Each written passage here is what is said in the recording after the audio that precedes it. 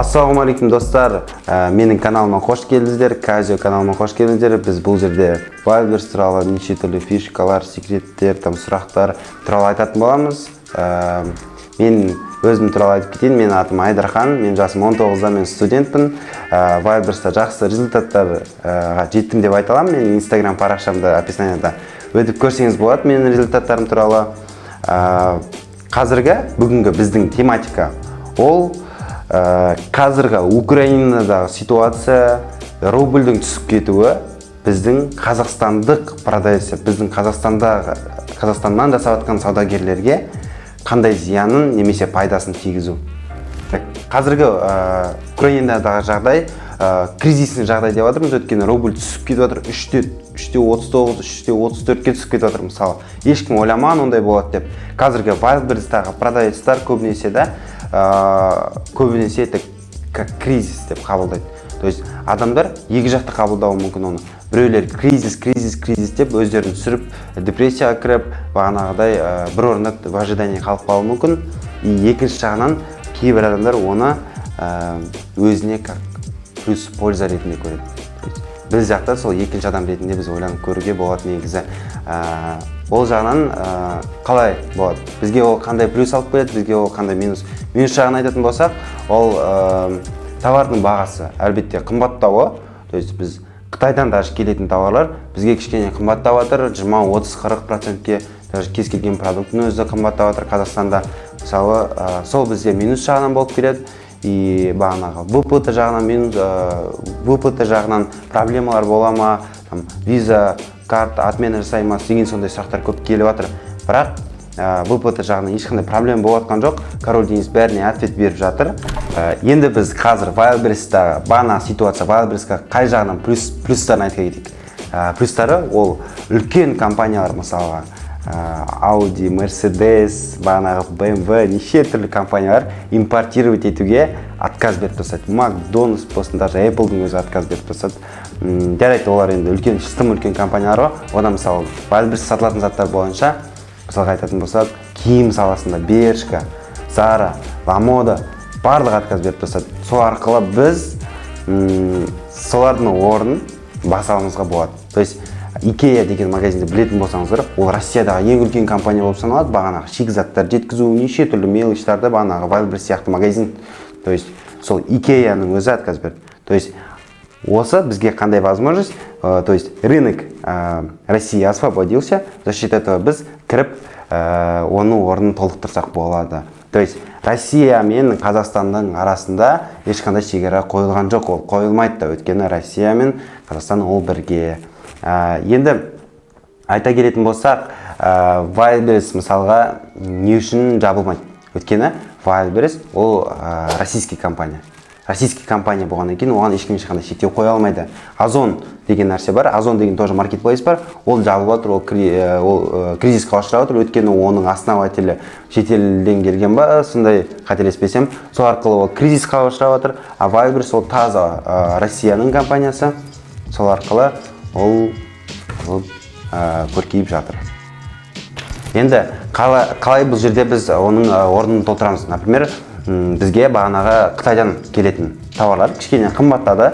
Біз просто оны алып, чекті кішкене көбейтсек, бізге, в принципе, онда ешқандай зиянын келтірмейді. Рубльдің түсуі бағанағы соғыстың ситуациясы қатты зиянын келтірмейді. Плюстары бағанағы біз Қытайдағы заттарды прямой Қазақстаннан Россияға сата аламыз. Смело, то есть одежда, бағанағы мелочь, кухонный, не кухонный, бүкіл заттар, нишалардың бәрі освободился. Ішіне жақсылап отырып, әдемілеп отырып сату керек бізге қазір. Отырып, нарықты толтыру керек болып тұр қазір. Енді қазір айтатын кезек өзімнің примерімді бұрынғы алдында кіріп қойған адамдар үшін кішкене зиян тигізді. Өйткені мен өзімді алатын болсам, мысалы 200 000 рублім, менің алу керек 200 000 рублім, қазір 1 миллион теңге емес, бұрынғыдай 1 миллион 200 000 емес, ол қазір 600 000, 700 000 теңге ғана болып кетті. То есть мен ешқандай пайда көрген жоқпын алдыңғы саудадан. Сол мен үшін үлкен кризис, мен үшін қатты пайдалы, но бірақ мен одан мұңаймаймын.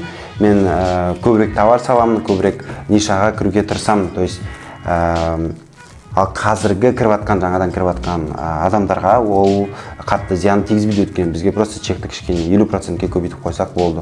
Сол ғана. Мысалы, қазір бір цитата айтып кетейін, есіме түсіп отыр. Момент роста, қалай еді оңай? Момент роста во время кризиса ма? Сондай бір нәрсе бар, короче. Кризис уақытында адам өседі. То есть осы арқылы возможность көріп, біреу возможность көреді, біреу бағанағы депрессия көреді деген сияқты. Біз осы уақытта просто өсу керекпіз, кішкене сабыр ету керекпіз. То есть нестандартный решениялар қабылдаңыздар. Нестандартный решение қабылдау арқылы сіздер даже ойламаған нәрселерге жетуіңіз мүмкін да. Мен де өзімді ойламаған 2 айдың ішінде осындай дәрежеге, осындай деңгейге жетемін деп. Бірінші продажа болған 2 ай алдын. Енді қазіргі продажалар мыңнан астам, 1000 продажа деген ол мен үшін мүмкін емес болып көрінген. Так что делайте. Дәл осы цитатаға келтіретін болсақ, мысалға біздің Қазақстанда бәріміз білетіндей Алматыда митинг болды, Алматы емес, бүкіл Қазақстанда митинг болды. Сол кезде білетін болсаңыздар, барахолка 3 аптаға жабылып қалды. Мен сол кезде енді қызып 20-30 заказ түсіп жатқан кезім болған. Мен сол кезде депрессияға кіріп, мен не істеймін, мен қалай бұл кризисный уақыттан шығам, болды, мен вайберста шығам. Енді мен алатын товарым барахолкада ғой, мен оны қалай аламын, товарды қайдан табамын деп мен соны түсінбей, бағана командам бәрі былай шашылып кеткен болатын. Мен сол кезде ойландым, если қазіргі уақытта мен өз-өзімді қолға алып, басқа нестандартный решениялар қабылдамасам, маған ешкім қазір көмектеспейді деп. Содан кейін барып не істедім деп ойлайсыздар?